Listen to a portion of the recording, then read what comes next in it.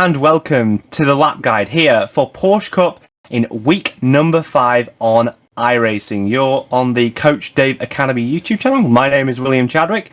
I'm going to go through a hot lap, a lap guide, and talk about a little bit of the points that we're going to be thinking about this week, week number 5 here on iRacing in the Porsche Cup car.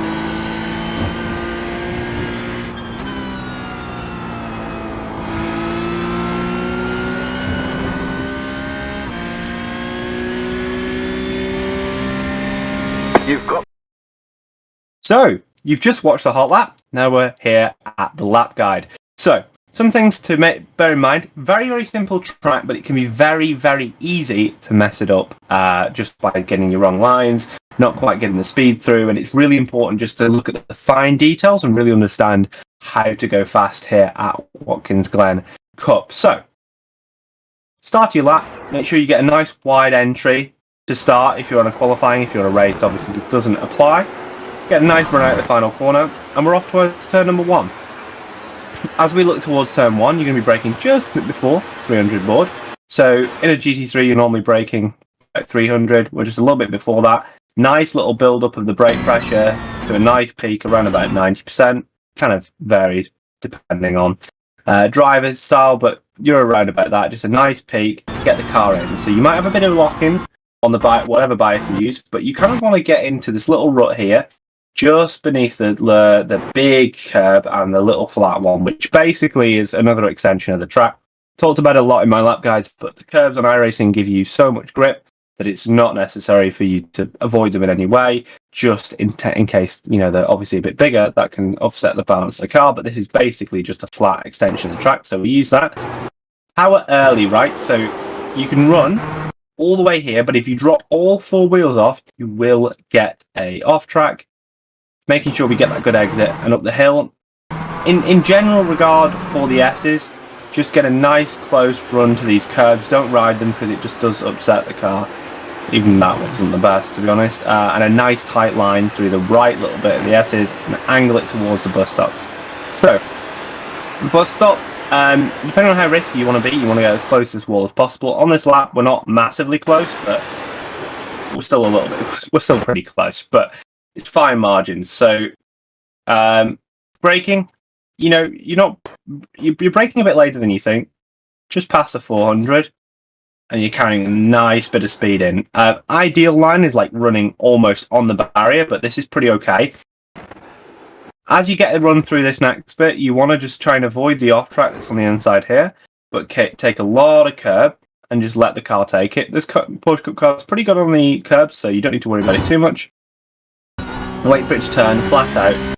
You can run a little bit of this grass on the exit like I do here, just a very, very slight amount, and then get into this corner. Now, this corner is a bit of a hard one. It's not perfect on this run, but it looks okay in terms of pace.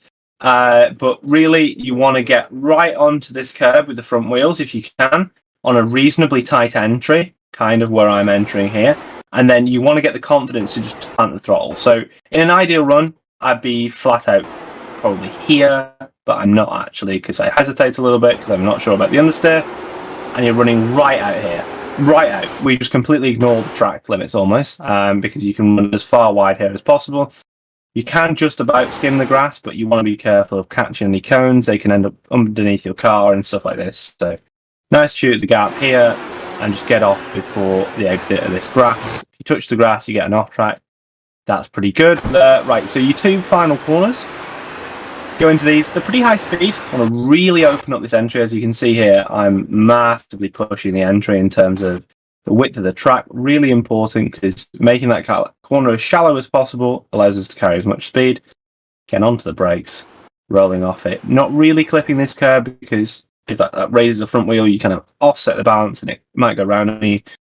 You can go pretty wide here. Just be very careful of getting the off track. You can go, I think it's 4 wheels, and then get back in. But if you're not getting back in, then you're completely compromising your final corner. So it's really important to make sure we're still getting a good line for the final corner.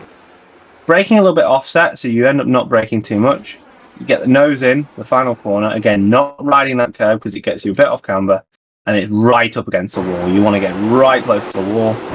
Making sure we're using as much track as possible, carrying as much speed, getting flat as soon as possible, as you can see here. Flat by the apex or just after. Out towards the line, straight shot to the line. And if you do that 20 or so times in a row, you're going to win the race, I'm pretty sure. That will be the lap guide then for Porsche Cup here at Watkins Glen Cup for week number 5. Please do remember to go and get right to the track limits, especially at turn 1. Get really close to the wall on the exit of the last corner and just make sure you're really dialed in because it's such a hard track. This one, it seems simple, but it can be really, really hard to make sure that you're getting the best lap times possible. Please do remember to subscribe down below. The button's like here or somewhere, I don't know, something like that. And please go to the description, check out the Discord that is linked below, check out all the other links. Make sure you keep coming back, watching the packs, following along. We do appreciate your support. And until next week, bye.